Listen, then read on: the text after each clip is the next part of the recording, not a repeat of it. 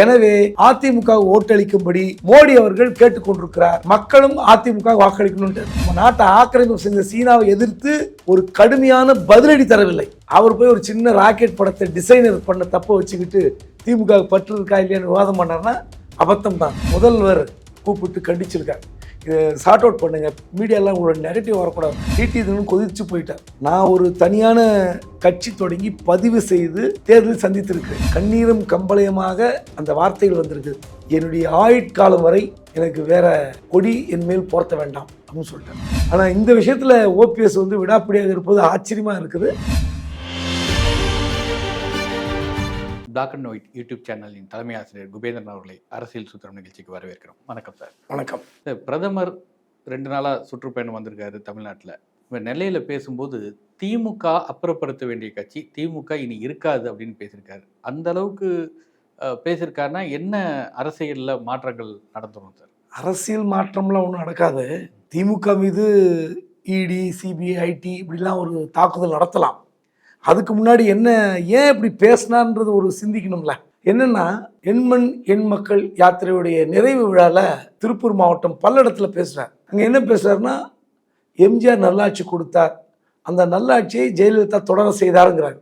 இது அந்த கொங்கு மண்டல மேற்கு மண்டல பகுதியில் அதிமுகவுக்கு ஒரு ஸ்ட்ராங் ஓட் பெல்ட் இருக்கு. இந்த ஓட்டை ஒரு கேப்சர் பண்றது நினைச்சு பேசினாரா தெரியல. அது கூட ஏன் எழுதி கொடுத்தாங்க அப்படின்னு கூட பல பேர் விமர்சிக்கிறாங்க. ஆனா என்ன பண்ணிட்டாங்க, இன்னைக்கு அதிமுக துணை பொதுச் செயலாளர் KP முனுசாமி ஒரு பேட்டி கொடுத்தார்.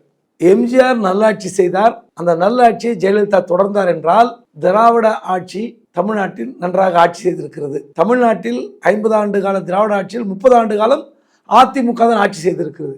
எனவே அதிமுக ஓட்டளிக்கும்படி மோடி அவர்கள் கேட்டுக்கொண்டிருக்கிறார்.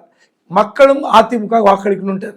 உண்மையிலே எந்த பந்து வீசினாலும் அந்த பந்து வாங்கி அடிக்கிற ஸ்டைல் இது. உண்மையிலே இது நெகட்டிவா போயிடுச்சு. அதிமுகவை பாராட்டி பேசும்போது அந்த ஓட்டு பாஜக வரும் என்று நினைத்து அவர் பேசியிருக்கலாம்.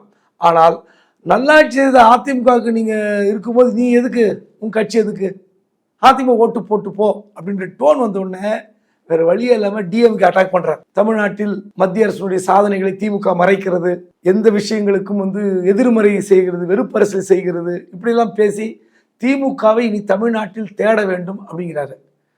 திமுகவை தமிழ்நாட்டில் தேட வேண்டுமா, பாஜகவை தேட வேண்டுமா என்பது வர நாடாளுமன்ற தேர்தல் முடிவு செய்ய போகிறது. அதனால அவர் பேசின பேச்சு, பல்லடம் பேச்சு வேறு திசையில் போகவே அதுக்கு கவுண்டர் கொடுக்கறதுக்காக தான் தூத்துக்குடி நிலையில் இப்படி பேசியிருக்காரு. சார், இப்போ ராக்கெட் ஏவுதளம் தொடர்பான விளம்பரத்தில் திமுக கொடுத்த விளம்பரம், சீன கொடியும் சீனாவுடைய ராக்கெட்டும் இருந்திருக்குது, இதுதான் திமுகவின் இந்திய பற்று அப்படின்னு பேசியிருக்காரு. அதாவது இதில் என்னென்ன தவறுகள் நான் சொல்லிடுறேன் சுருக்கமாக. இந்த விளம்பரத்தை வெளியிட்டு தமிழ்நாடுடைய செய்தி விளம்பரத்துறை அல்ல, DIPR என்று சொல்லப்படுகிற செய்தி விளம்பரத்துறை வெளியிட்டிருந்தால் அரசாங்கத்துடன் தவறாக பார்க்கலாம். ஒன்று. ரெண்டாவது, இது ஒரு அங்க இருக்கிற கலெக்டர் அவர் ஏதாவது கொடுத்துருந்தாருன்னா கூட நம்ம ஏதோ தவறு நடந்திருக்கா சொல்லலாம். அரசு அதிகாரிகள் இவ்வளவு கவனக்குறைவாக இருக்காங்க. இது அமைச்சர் அனிதா ராதாகிருஷ்ணனுடைய பெயரில் அங்க இருக்கிற கட்சிக்காரன் கொடுக்குறாங்க. அனிதா ராதாகிருஷ்ணன் அவர் பக்கம் பக்கமாக கொடுக்கும்போது இது முரசொலியில் மட்டும் வரல, நாடறிந்த தினத்தந்தி நாளிதழ் வந்திருக்கு. முதல் பக்கத்தில் 4 எடிஷன்ல தினத்தந்தி வெளியிட்டிருக்கிறது. இது முழுக்க முழுக்க டிசைனர் செய்த தவறு. எந்த ராக்கெட் நல்லா இருக்குன்னா அந்த ராக்கெட் எடுத்து ஓட்டாங்க, அது அப்படியே ஓட்டுறதானே ராக்கெட் எடுத்து. மற்றபடி இதில் ஒன்றும் பெரிய தவறுலாம் ஒன்றும் கிடையாது. அப்படி ஒருவேளை தவறாக இருந்திருந்தால் உண்மையிலே அனிதா ராதாகிருஷ்ணன் சீன உளவாளியாக அவர், அனிதா ராதாகிருஷ்ணன் ஒரு அமைச்சர், சீன உளவாளி போல அந்த பற்று திமுக அவ்வளோதான் இருக்கிறது அப்படின்னு சொல்லிட்டு அண்ணாமலை ட்ரோல் பண்ணுறார். அதை மோடி செய்கிறார் தான் வருத்தமாக இருக்கு. ஒரு விளம்பரத்தை வைத்து தமிழ்நாட்டில் அரசியல் செய்ய வேண்டிய நிலைக்கு மோடி தள்ளப்பட்டிருக்கிறார். ஒரு பிரதமர், நீங்க எத்தனையோ விஷயங்கள் திமுக பத்தி சொல்லலாம், ஊழல் கட்சி, வாரிசு கட்சி, இன்னுமோ சொல்லலாம். அதை விட்டுட்டு ஒரு விளம்பரத்தை பிடித்து கொண்டு இந்தியாவின் பற்றுக்கு திமுக எந்த அளவுக்கு சளைத்ததில்லை என்று நாளைக்கெல்லாம் பட்டியல் போடுவாங்க. திமுக பாகிஸ்தான் வார் வரும்போது அதிகமாக நிதி கொடுத்தது, உத்தரப்பிரதேச மாநிலத்தை விட அதிகமாக நிதி கொடுத்த மாநிலம் தமிழ்நாடு. அப்படி இருக்கும்போது இந்த நாட்டுப்பற்றுக்கு தமிழ்நாடு நீங்க சொல்லவே கூடாது. திராவிட முன்னேற்ற கழகம் பிரிவினை பேசுகிறதுனால அப்படி ஒரு சண்டை வரும்போது 62ல் சீன சண்டை வரும்போது தனிநாடு கொள்கையை கோரிக்கையை கைவிட்டார் அண்ணா.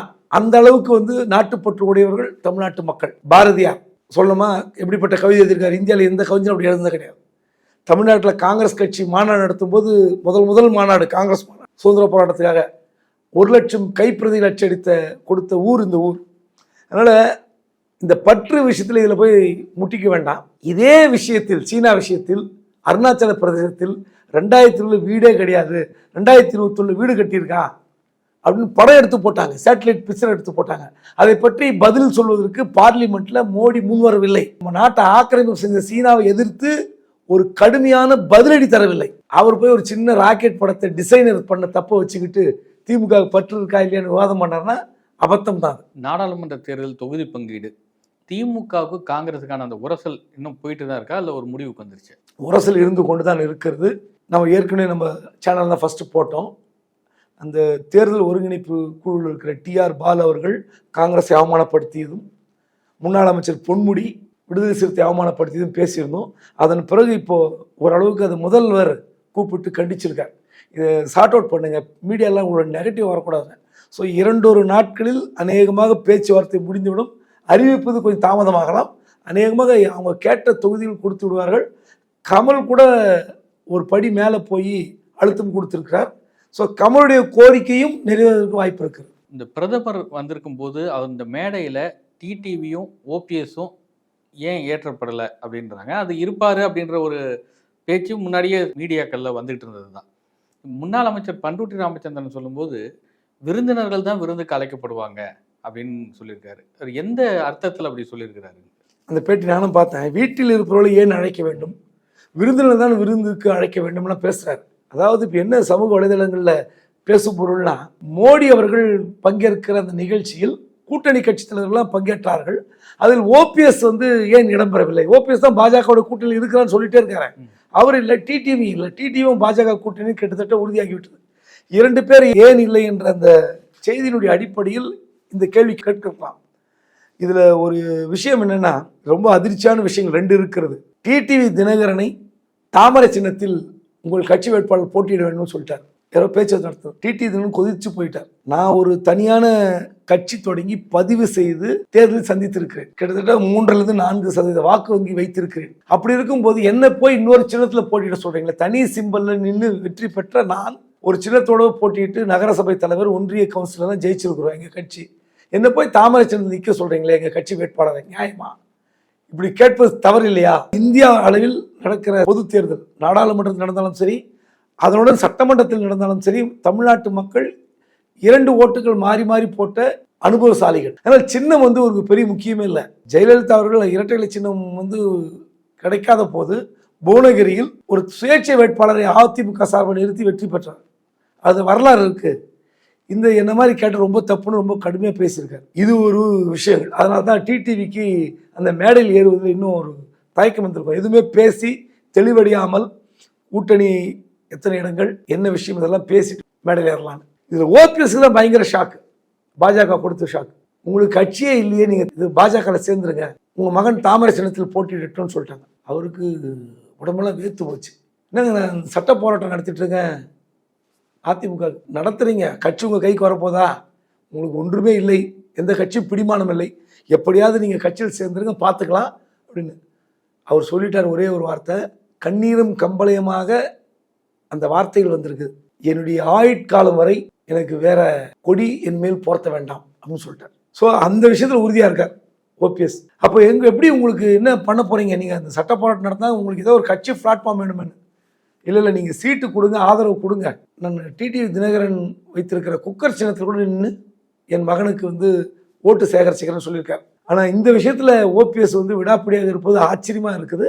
ஆனால் பாஜக கொடுத்த ஓபிஎஸ்க்கு இந்த ஷாக் இருக்குல்ல, உண்மையிலே அவர் பரிதவித்து போய்த்திருக்கார். இந்த கூட்டணி விவகாரத்தில் நம்ம எப்படி வழி நடத்த போகிறார்கள் தெரியாமல் இருக்கார். ஏன்னா கட்சியில் சேருங்கன்னு சொன்ன பிறகு அடுத்த கட்டத்தில் நம்மளை எப்படி நடத்த போகிறார்கள் என்ற பயம் வந்துவிட்டது. ஸோ இப்போ அநேகமாக 2 தினங்களில் ஓபிஎஸும் டிடியும் இணைந்து ஒரு கொள்கை திட்டமாக ஏதாவது அறிவிப்பார்கள் என்று நம்புகிறேன். நன்றி சார். நன்றி.